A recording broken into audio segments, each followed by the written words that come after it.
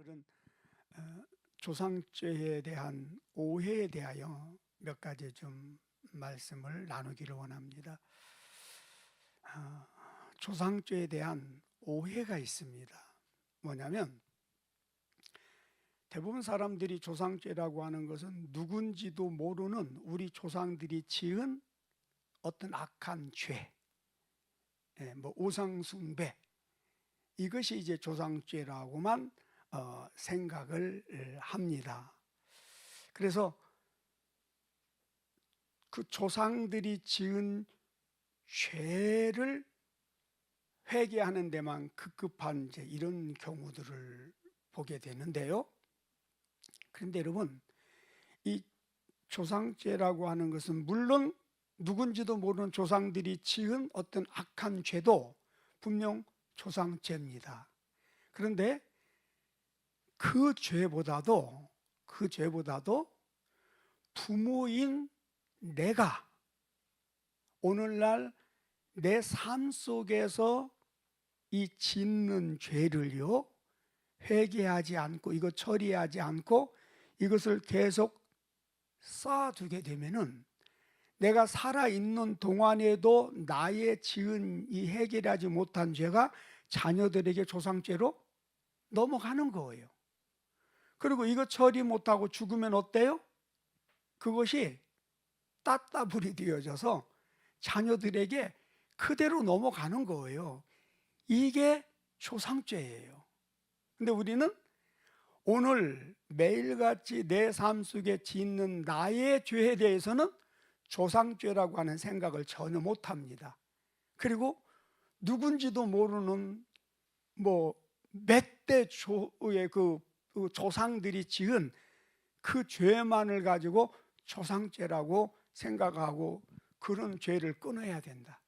뭐 그런 죄를 끊는데 뭐 배꼽에다 500만 원을 올려놓고 기도해야 뭐 끊어진다. 이런 참 정말 비성경적인 그 회개를 하는 사람들이 과거에도 많았고 지금도 있다라고 하는 것입니다.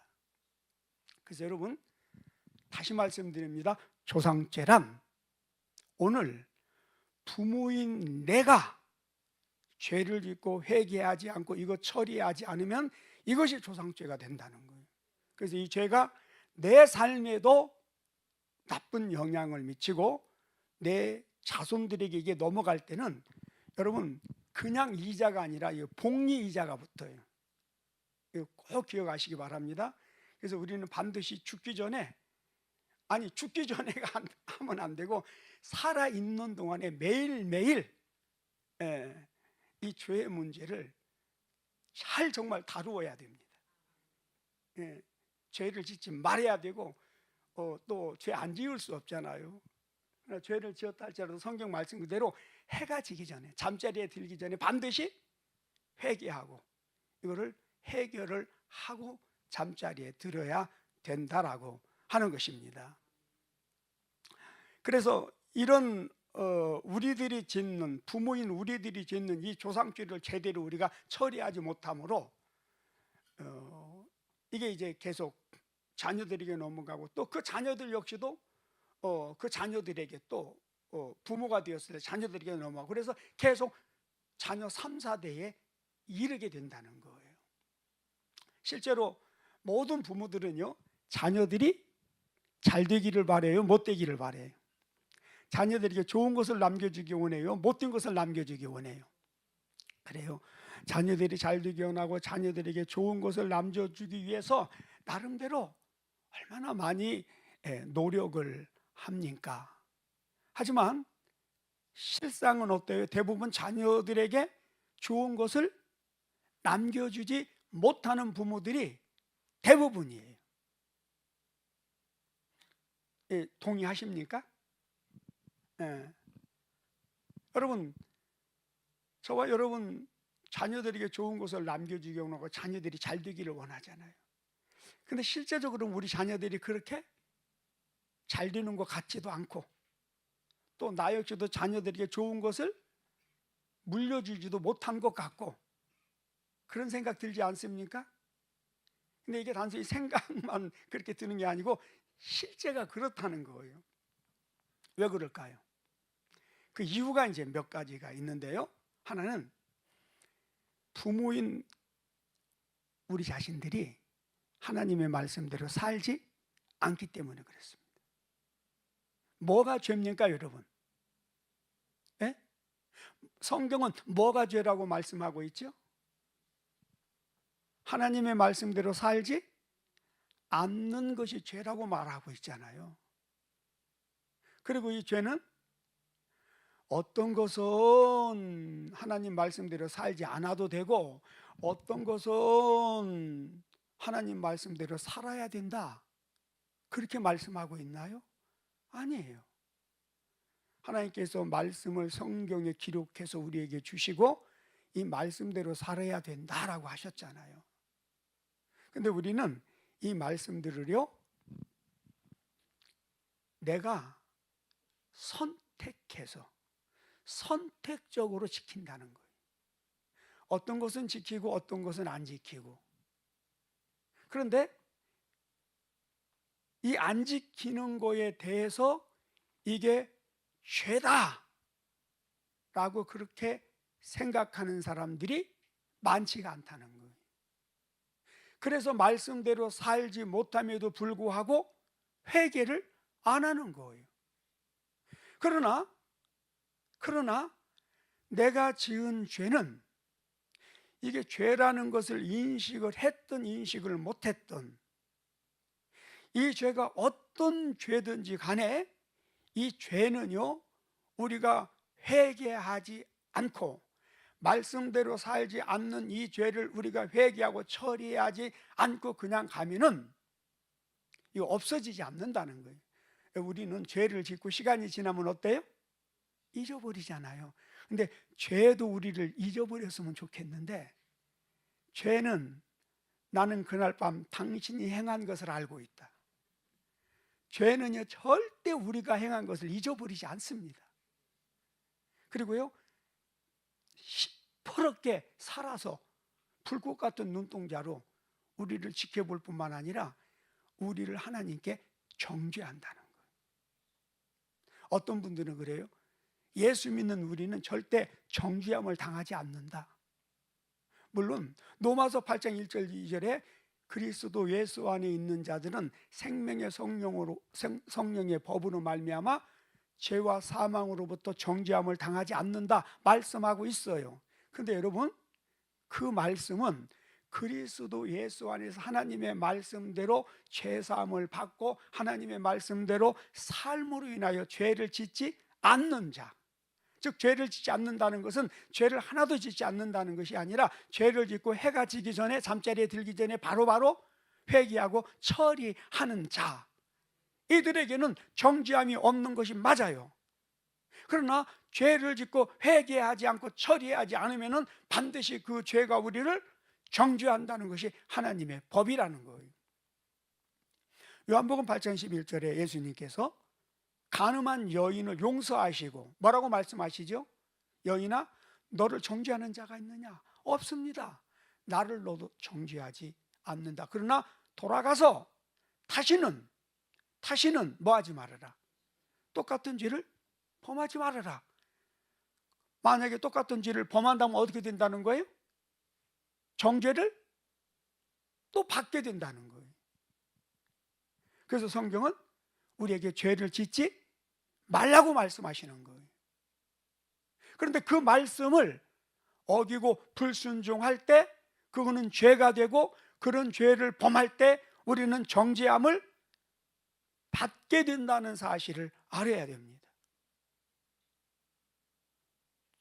죄를 지었음에도 불구하고 로마서 8장 1절 2절 말씀만을 가지고 나는 예수 안에 있기 때문에 정죄함이 없다라고 하는 거는요, 여러분 이게 사단에게 속는 거예요. 분명히 죄를 범하면 정죄함이 있습니다. 예.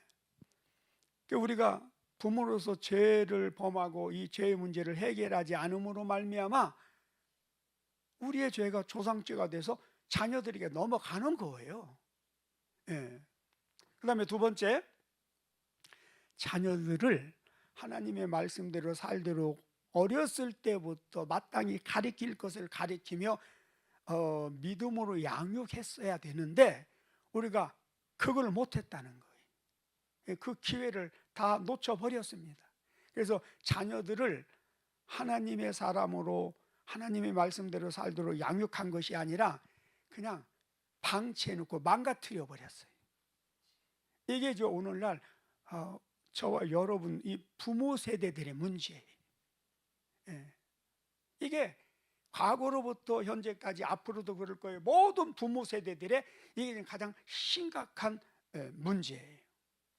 그래서 여러분, 이제 우리는 이거 바꿀 수도 없어. 그러나 여기 이제 젊은 세대들 결혼을 해서 자녀들을 낳게 되면은 아주 어렸을 때부터 철저하게 하나님 말씀대로 가르쳐야 돼요. 이번에 이 다니엘 기도회를 통해서 그 간증을 듣는 중에 혹시 여러분 이 자녀 문제, 자녀 교육에 대해서 기억에 남는 어떤 간증이 있으신가요? 넘어질 것인가? 넘어설 것인가? 사실 여러분 그 상태로 장애가 입으면은요 인간 못 됩니다. 근데 얼마나 그 정신이 건전하고 얼마나 바르게 훌륭하게 자라서 지금은 수많은 젊은 세대들에게 좋은 영향력을 행사하고 있습니다. 이유가 뭐예요? 자기가 몸으로 낳지는 않았지만 입양을 해서 그 아이를 정말 하나님의 말씀으로 바로 양육했기 때문에 그게 가능한 거예요. 오늘 우리들은 사지육체 멀쩡하게 태어났잖아요. 오늘 우리 자녀들 사지육체 멀쩡하게 태어났잖아요. 또 이렇게 보면은 모든 부분에서 훌륭한 부분들이 너무 많아요. 그러나 그 훌륭한 부분들, 이 건강한 것들이 제대로 빛을 발하지 못하고 세상에 좋은 영향력을 끼치지 못하는 이유가 뭐예요? 내 자신도 하나님 말씀대로 살지 못했고 우리 자녀들을 하나님의 말씀으로 양육하지 못했기 때문에 그렇다는 거예요. 여러분 이거 우리 얼마나 회개했나요? 여러분 이거 죄라고 혹시 생각하고 이거 철저하게 회개하셨나요? 세 번째,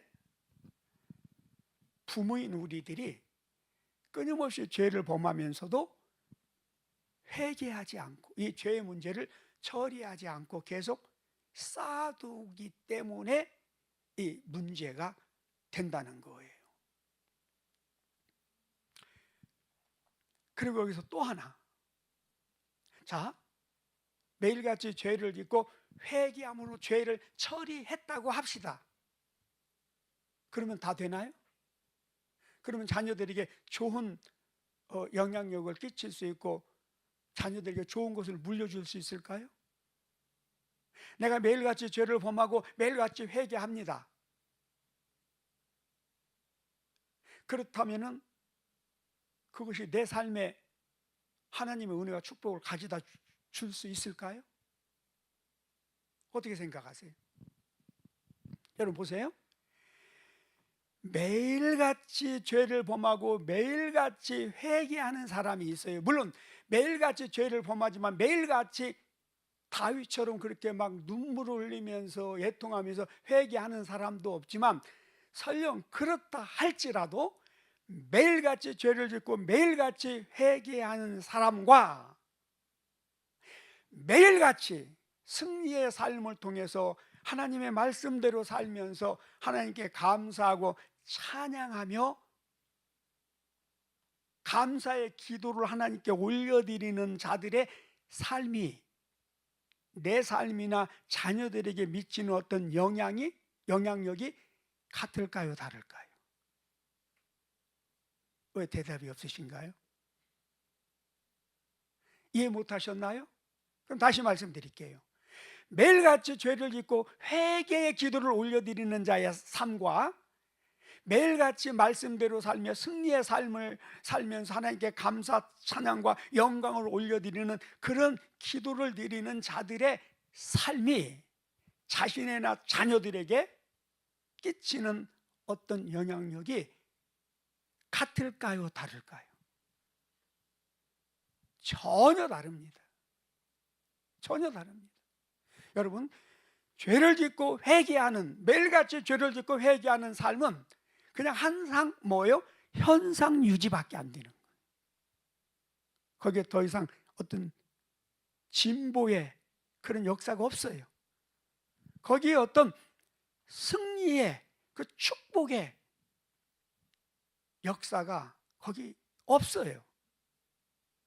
그러나 매일같이 말씀대로 살고 승리의 삶을 사는, 매일같이 기도하고 감사 찬양 영광을 하나님께 올려드리는 그런 삶을 살아가는 삶 속에는요, 매일같이 하나님의 새로운 역사가 있어요.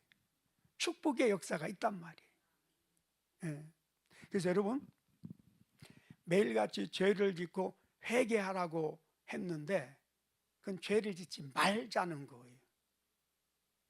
그래서 우리는 매일같이 하나님 말씀대로 살고 감사와 찬양의 영광을 하나님께 올려드리는 그런 삶을 살아야 될 줄로 믿습니다.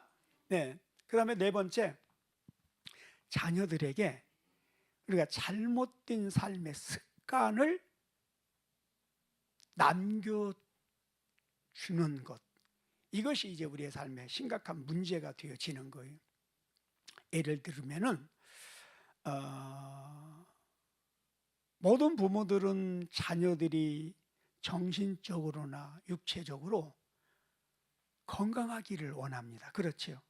그래서 이제 나름 자녀들이 그렇게 건강한 삶을 살아갈 수 있도록 하기 위해서 여러 가지로 예를 많이 쓰고 신경을 씁니다. 그런데 어때요?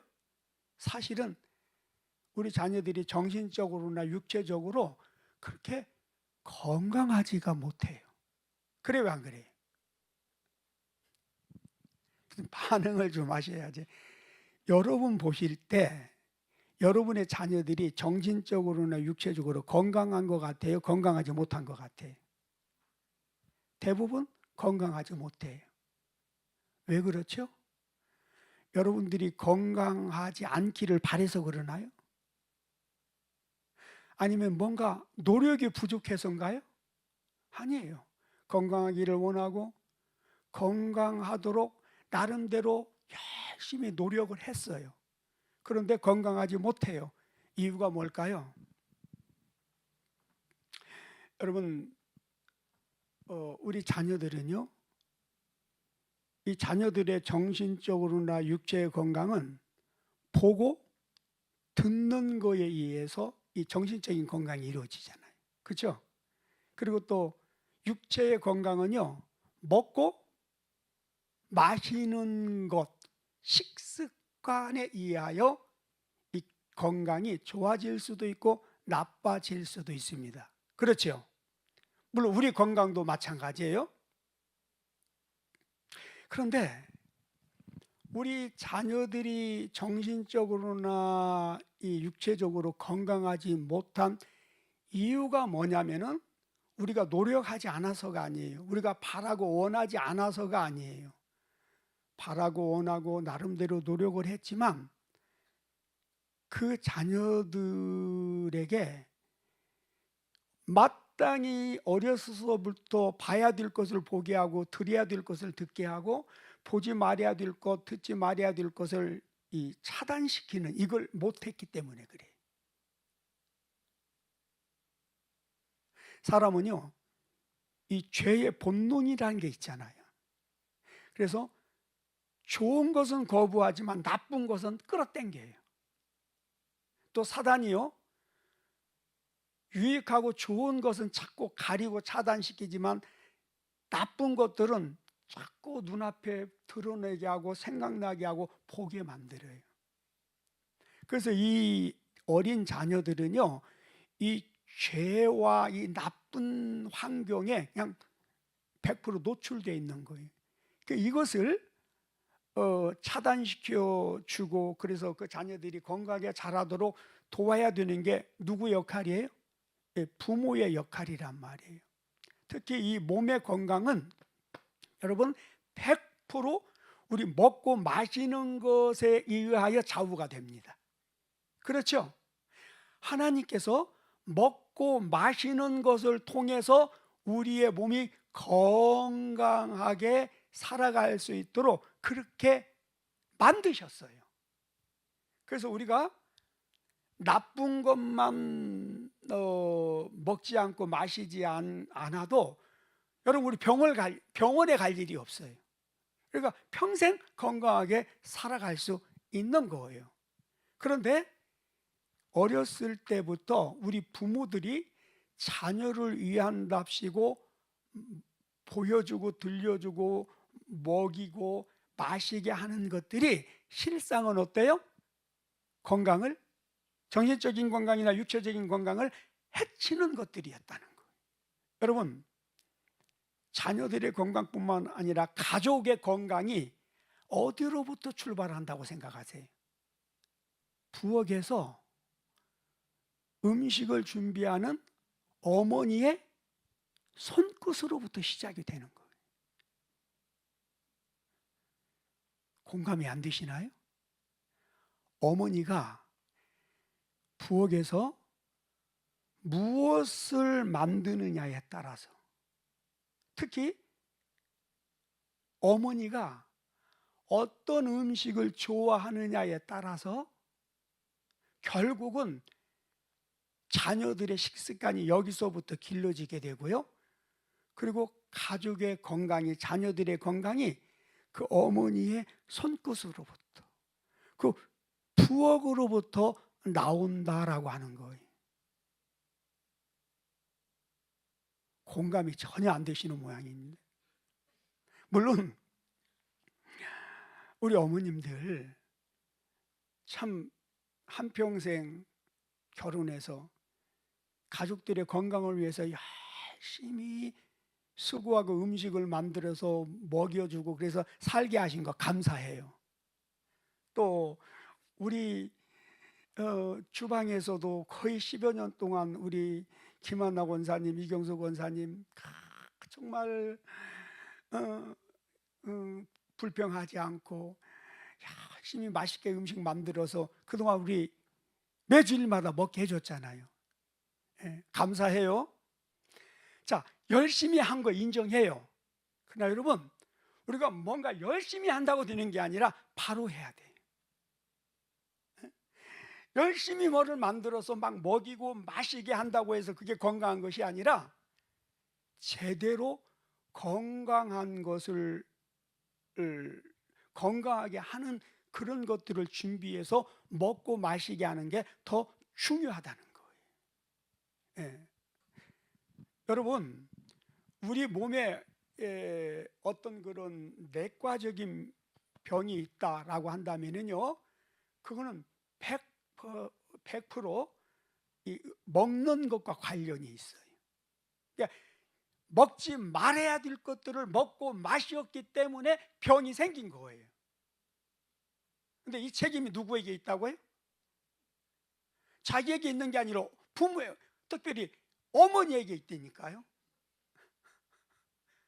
추성의 어머니들. 그러나 사실은 사실이에요. 그죠? 그리고 또 어머니 입맛대로 또 음식을 준비해요. 그래서 어머니의 건강을 보면은 가족의 건강도 알 수 있는 거예요. 저는 정말 하나님께서 건강을 주셔서, 물론 어렸을 때는 제 건강이 안 좋았어요. 그래서 막 헛소리도 하고 막 집을 돌아다니기도 하고, 아무튼 좀 상당히 뭔가 이 정신적으로 문제가 많았던 사람인데, 제가 이제 성장하는 과정 속에서 정말 열심히 운동했잖아요. 물론 운동을 해서 또 건강한 것만 아니고 정말 하나님께서 건강을 주셔서 거의 뭐 병원 다니지 않고 그렇게 살았고, 또 너무 이렇게 건강에 자신이 있다 보니까 그냥 아무거나 집사람이 주는 대로 잘 받아 먹고 그렇게 했는데, 알고 보니까 그게 꼭 감사할 만한 일은 아니었더라고요. 무슨 말이에요? 먹어서는 때로는 안 되는 것도 받아 먹었고, 또 우리 집사람이 좋아하는 것을 이렇게 해서 먹으면서, 남자는 어쩔 수 없어 하와가 따서 먹으면서 같이 먹자고 먹게 돼 있거든요. 예. 그러다 보니까 건강이 안 좋아진 부분들이 있더라는 거예요. 그래서 지금 요즘에 와서는요, 식단을 완전히 확 뜯어 지금 바꾸는 중이에요. 물론 어려울 수 있어요. 그러나 여러분들도요, 만약에 어떤 내과적인 질병으로 문제가 있다면요, 반드시 식습관 확 체크하세요. 그래서 몸이 건강하다면 건강한 것을 먹은 거고, 몸이 건강하지 못하고 병약하다 하면은 그 몸에 나쁜 것을 뭔가 먹고 마셨단 말이에요. 안 좋은 식습관이 있기 때문에 그런 거예요. 그러면 어떻게 해야 돼요? 이젠 식습관을 확 뜯어 고쳐야 돼요. 어떻게 해요? 그동안 여러분들이 즐겨 먹고 마시는 것들이 있죠? 그거 요즘 인터넷 검색하면 다 나와요. 여러분 몸에 좋은 것인지 나쁜 것인지. 여러분 건강에 문제가 있다면 그 부분, 거기에 좋고 나쁜 음식 검색해 보세요. 바로 쫙 떠요.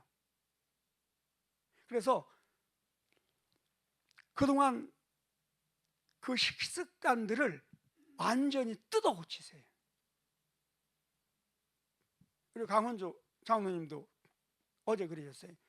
커피를 하루에 10잔씩도 마셨는데, 제가 어떤 그 커피에 대한 영상 올려줬더니 요즘은 하루에 2잔씩밖에 안 드신다고 그러더라고요.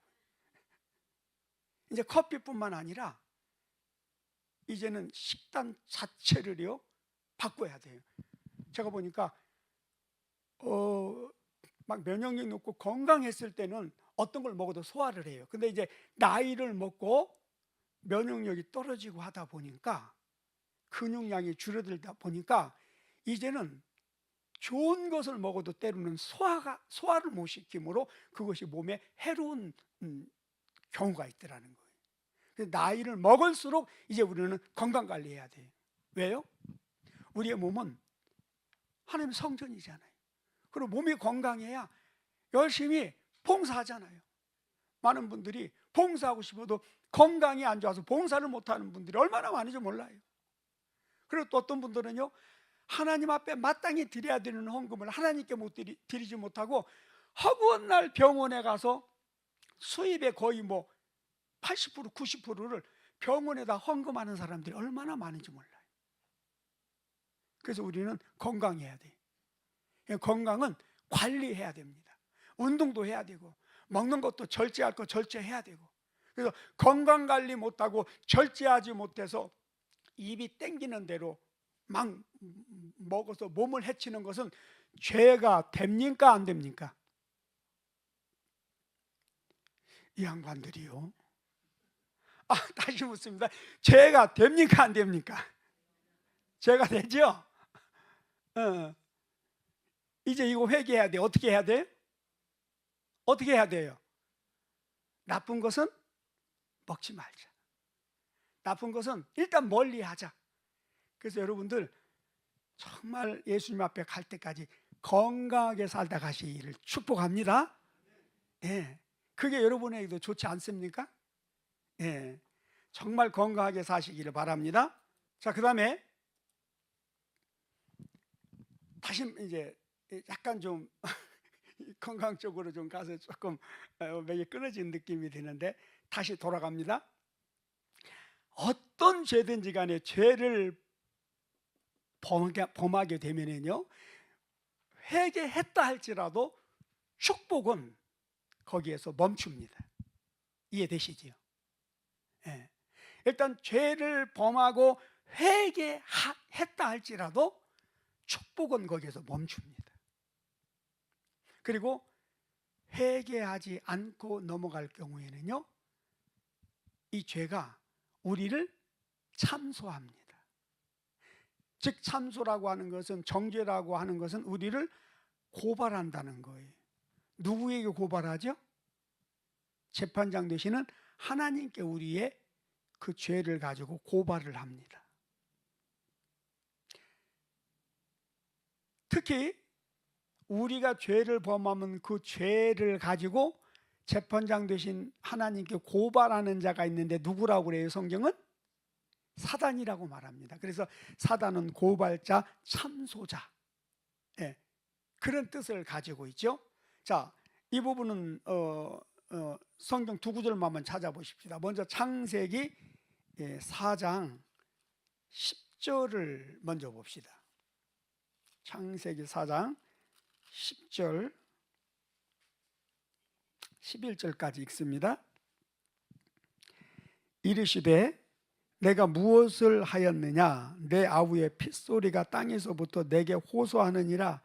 땅이 그 입을 벌려 내 손에서부터 내 아우의 피를 받았은즉 내가 땅에서 저주를 받으리니. 12절도 내가 밭을 갈아도 땅이 다시는 그 효력을 내게 주지 아니할 것이요 너는 땅에서 피하며 유리하는 자가 되리라 그랬어요.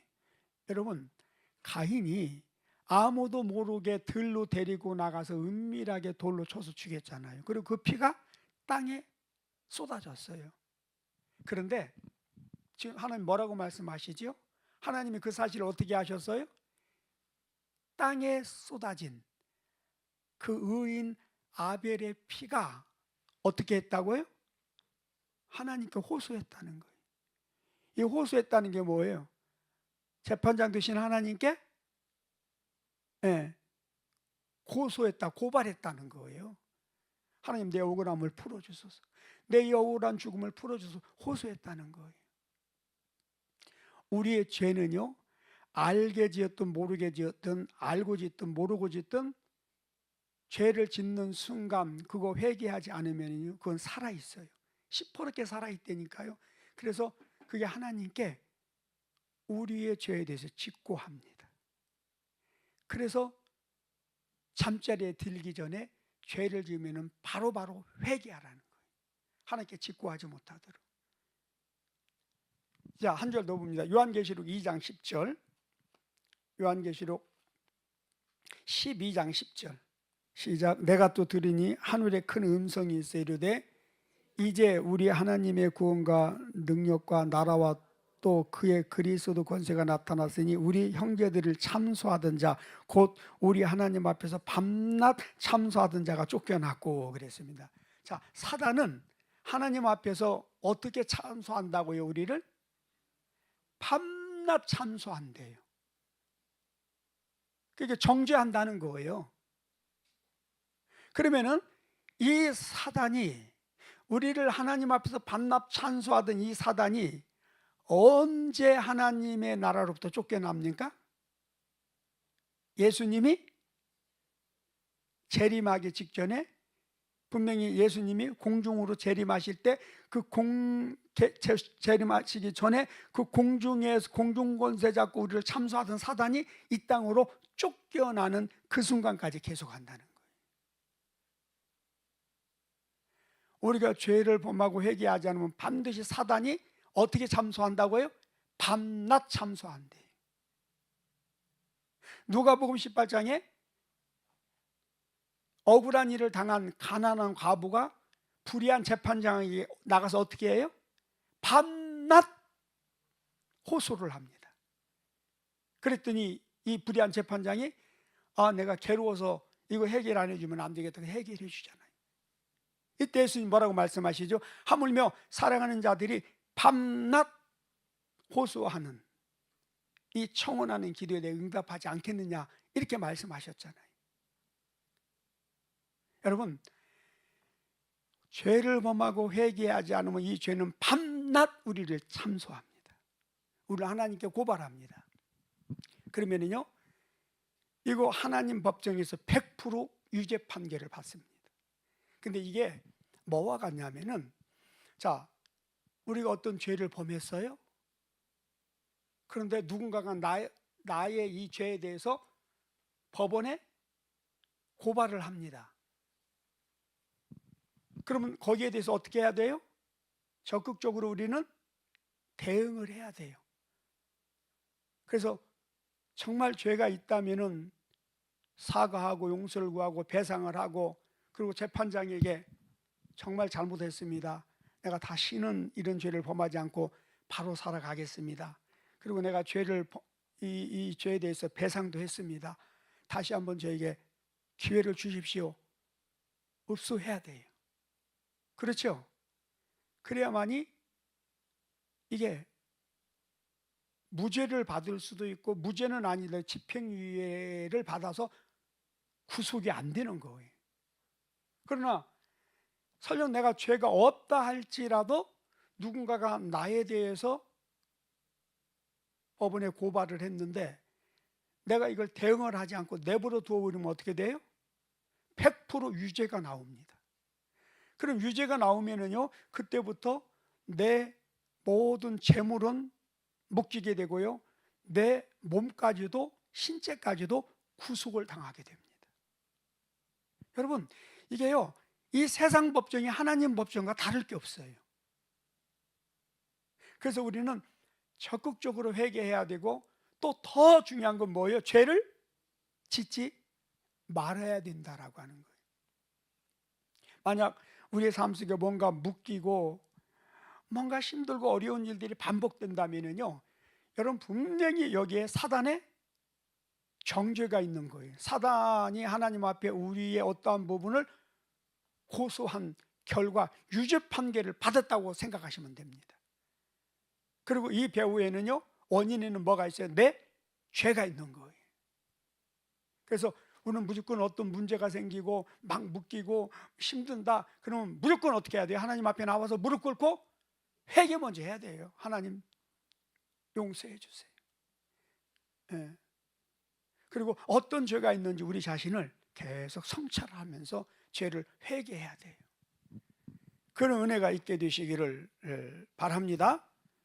네. 자, 그 다음에 또 이 조상죄에 대한 이 오해가 있는 것이 뭐냐면, 왜 조상죄를 회개해야 되느냐라고 할 때에 저주를 면하기 위해서, 복을 받기 위해서 조상죄를 회개한다, 이런 생각이 대부분의 사람들의 8, 90%를 차지하고 있더라는 거예요. 확인해 보니까. 그래서 당신은 왜 조상죄를 이렇게 회개합니까? 하고 물어보세요. 조상죄를 회개해야 복을 받는다고 하니까. 거의 그런 생각들을 가지고 있는 거예요. 근데 여러분, 이 조상죄를 회개하는 것은 물론 저주를 면하고 복을 받기 위한 부분도 있어요. 그러나 이건 지엽적인 거예요. 근데 더 근본적인 거, 이건 뭐냐면은, 여러분, 하나님께서 우리의 저주를 속량하시기 위해서, 우리를 축복하기 위해서 독생자까지 아끼지 않고 우리를 내어 주셨잖아요. 예. 그럼에도 불구하고 우리 조상들이 죄를 짓고 내가 죄를 짓고, 그래서 우리가 복을 받지 못하는 이거는요, 예수님의 보혈의 그 공로를 무시하는 거가 되거든요. 또 예수님의 그 십자가에 계속 못 박는 행위가 되거든요.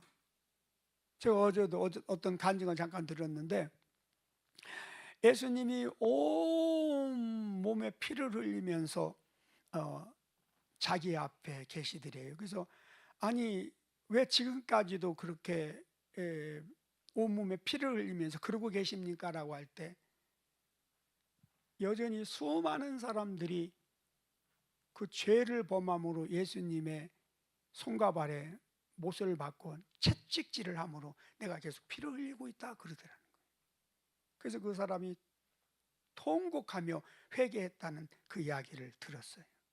여러분, 우리가 짓는 죄는요, 예수님의 손과 발에 여전히 못을 받고 예수님 몸에 채찍질하는 죄가 된다고 하는 것을 기억하시기를 바랍니다.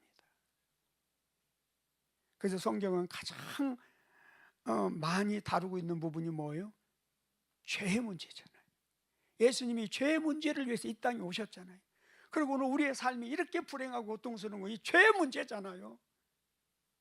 그러면 이제 우리가 이 죄 문제에 대해서 두렵게 생각하고 죄를 멀리하며 죄를 차단시켜야 되잖아요. 그래서 하나님 말씀대로 살아야 되잖아요. 이게 또 그렇게 어려운 것들은 아니란 말이죠. 여러분, 우리가 아무리 열심히 산다 할지라도 이 죄의 문제를 해결하지 못하면은요, 그 열심히 사는 것이 다 의미가 없는 거예요. 예. 열심히 노력하고 열심히 공부하고 열심히 살면서 죄를 범하면은요, 이 죄와 우리의 능력, 지혜가 연합이 되게 되면 결국 사망에 이르는 지혜가 되고요, 사망에 이르는 능력이 되고요, 우리의 그 부가 축복이 안 되더라는 거예요. 예. 그래서 죄를 잘 다스려야 된다라고 하는 거 꼭 기억하시기를 바랍니다. 예. 결론적으로 한 가지 제안을 드립니다. 올해가 가기 전에 이번 주도 좋습니다. 다음 주도 좋습니다. 될 수 있으면 빨리 하는 게 좋습니다. 성령께서 너무너무 안타깝게 여기시는 게 뭐냐면은, 사랑하는 자들이 복을 받기 원하고 좋은 것을 원하지만 이 죄를 제대로 인식하지 못함으로 매일같이 그 짓는 그 죄가 땅에서부터 마치 아지랑이가 이렇게 위로 올라오듯이 끊임없이 이 사단의 정주가 올라오고 이 죄의 향연들이 올라온다는 거예요. 그 하나님은 공의의 하나님이시기 때문에 우리를 축복하고 싶어도 축복할 수가 없다는 거예요. 그래서 여러분, 이 해가 가기 전에 될 수 있으면 빨리 결단하시는 게 좋은데요, 아침 한 끼씩 금식을 하든지 아니면 저녁 한 끼씩 금식을 하든지 하루에 한 끼씩 금식을 하면서 일주일간을 우리 교회 전체적으로 주님, 내가 지금까지 살면서 이러이러한 죄를 범하고 또 내가 죄를 범했지만 죄가 뭔지 모르고 그냥 넘어가고 회개하지 않고 쌓아둔 이런 죄악들이 있는데요, 이거 회개합니다. 건강관리 못한 거, 자녀교육 제대로 못한 거, 하나님 말씀대로 살지 못한 거, 모든 부분에 있어서 죄의 목록을 잘 한번 체크를 해보세요. 그래서 그것을 가지고 한 주간 동안, 이 해가 가기 전에 될 수 있으면 빠른 시간 안에 한 주간 전체적으로 한번 회개의 기도를 하십시다. 그래서 이런 부분들을 깨끗이 정리하고 새해를 맞았으면 좋겠어요. 그리고 새해 들어서도 새해 반드시 5시간 기도를, 전에 우리 7시간 기도했잖아요. 그래서 새해 들어서 5시간 기도를 이번에도 할 겁니다. 그래서 모든 죄를 씻어내고 그 다음에 그 기도를 통해서 성령 충만함을 받고 성령의 능력을 덧입고 한 해를 힘차게 출발했으면 좋겠다 싶어서 그렇게 진행을 할 겁니다. 그래서 먼저 한 주간 회개 기도를 하시고 신년에 5시간 기도에 한 사람도 빠짐없이 다 참여하셔서 성령의 권능을 덧입고 내년 2026년도를 시작했으면 좋겠습니다. 그래서 이제 우리도 간증의 주인공이 되어야 되지 않겠습니까? 언제까지 앉아서 그렇게 부러운 마음으로 아멘 아멘 하고 은혜만 받고 있을 것입니까? 이제는 우리가 간증의 주인공이 되어져야 됩니다. 할렐루야! 그렇게 될 수 있기를 예수님의 이름으로 축복합니다.